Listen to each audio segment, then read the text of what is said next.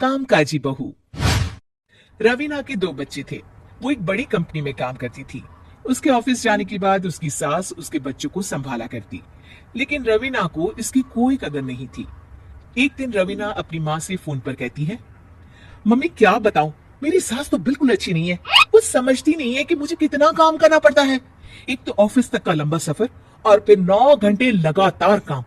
बैठे बैठे तो मेरी पीठ अकड़ जाती है।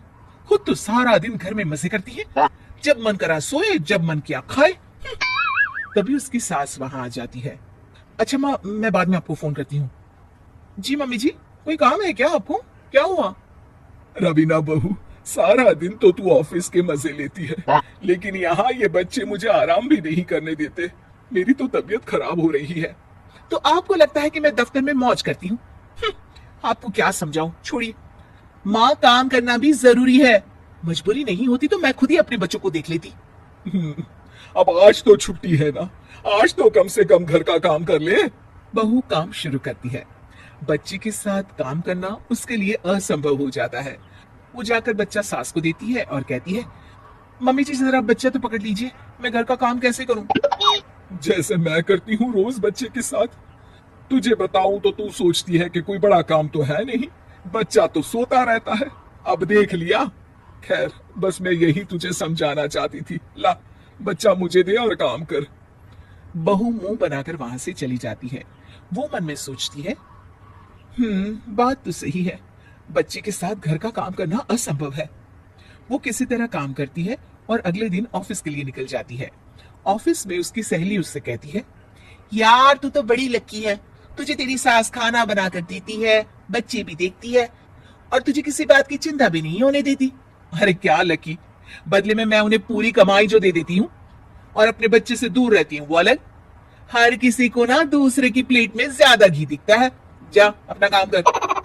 अरे फिर भी ये तो है, यहाँ हमारे बच्चे को मैं क्रैश में छोड़ती हूँ, हर पल डर लगा रहता है कि क्या कर रहा होगा। खैर चल, मुझे क्या। बहू घर आती है तो देखती है कि उसकी सास उसके बच्चे को बड़े ही प्यार से खिला रही होती है। वो माँ को देखकर खुश हो जाता है।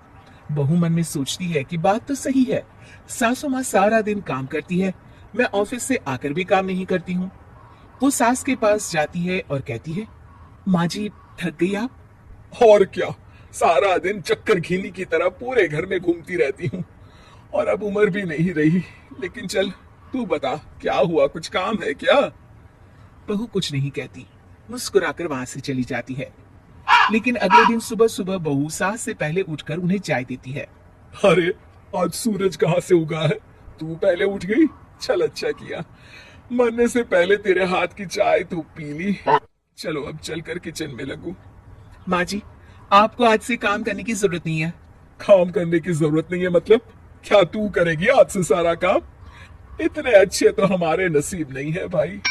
नहीं माँ जी, मैं नहीं करूंगी, ना ही आप करेंगी, बल्कि ये करेगी। तभी वहां एक काम वाली बाई आ जाती है। ये कौन है बहू? माँ जी, ये नौकरानी है और आज से सारा काम यही करेगी।